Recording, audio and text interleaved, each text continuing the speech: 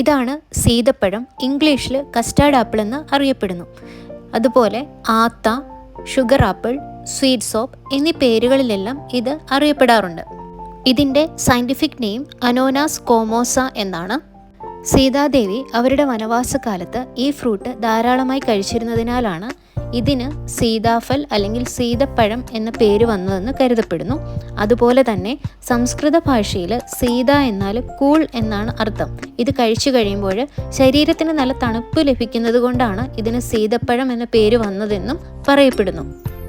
ധാരാളം വൈറ്റമിൻസും മിനറൽസും ഫൈബറും ആൻറ്റി ഓക്സിഡൻസും അടങ്ങിയിരിക്കുന്ന ഒരു ഫ്രൂട്ടാണിത്. അതിനാൽ തന്നെ ധാരാളം ഗുണങ്ങളും ഇതിനുണ്ട്.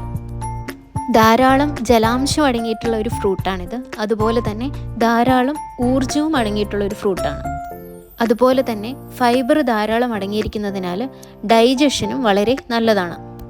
ഇതിലടങ്ങിയിരിക്കുന്ന പൊട്ടാസ്യം, മഗ്നീഷ്യം എന്നിവ ബ്ലഡ് പ്രഷർ കൺട്രോൾ ചെയ്യാൻ സഹായിക്കുകയും ഹൃദ്രോഗ സാധ്യത കുറയ്ക്കുകയും ചെയ്യുന്നവയാണ്. അതിനാൽ തന്നെ ഇത് ഹൃദയത്തിൻ്റെ ആരോഗ്യത്തിനും ഈ ഫ്രൂട്ട് വളരെ ഉത്തമമാണ്. ആൻറ്റി ക്യാൻസർ പ്രോപ്പർട്ടി ഉള്ള ഒരു ഫ്രൂട്ടാണ് സീതപ്പഴം. സീതപ്പഴത്തിലെ ചില ഘടകങ്ങൾക്ക് ക്യാൻസർ കോശങ്ങളെ പ്രതിരോധിച്ച് നശിപ്പിക്കാൻ കഴിവുള്ളവയാണെന്ന് പഠനങ്ങൾ പറയുന്നുണ്ട്.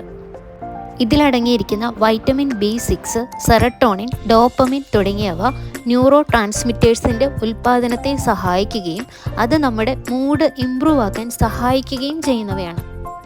ആൻറ്റി ഇൻഫ്ലമേറ്ററി പ്രോപ്പർട്ടിയുള്ള ഒരു ഫ്രൂട്ടാണ് സീതപ്പഴം. ഇത് നമ്മുടെ ശരീരത്തിലെ നീർവീക്കം തടയാനും മുറിവുകൾ പെട്ടെന്ന് ഉണങ്ങാനും സഹായിക്കും.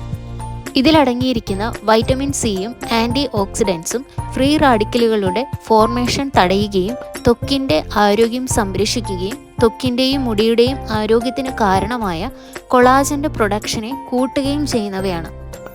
എല്ലുകളുടെയും പല്ലിൻ്റെയും ആരോഗ്യത്തിനും ഈ ഫ്രൂട്ട് വളരെ ഉപകാരപ്രദമാണ്. കാരണം ഇതിൽ ധാരാളമായിട്ട് കാൽസ്യവും മഗ്നീഷ്യവും അടങ്ങിയിട്ടുണ്ട്.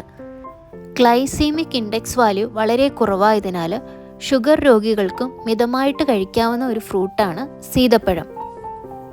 പിന്നെ ഇതിൻ്റെ ഒരു സൈഡ് എഫക്റ്റ് എന്താണെന്ന് വെച്ചാൽ ഫൈബർ ധാരാളമുള്ള ഒരു ഫ്രൂട്ടായതിനാൽ അമിതമായിട്ട് ഇത് കഴിച്ചു കഴിഞ്ഞാൽ ചില ആളുകൾക്ക് ഡയേറിയ ഉണ്ടാവാനുള്ള സാധ്യതയുണ്ട്. വീഡിയോ ഇഷ്ടമായെങ്കിൽ ലൈക്ക് ചെയ്യുക. ഇതുപോലുള്ള കൂടുതൽ ഇൻഫോർമേറ്റീവ് വീഡിയോകൾക്കായിട്ട് ചാനൽ സബ്സ്ക്രൈബ് ചെയ്യുക.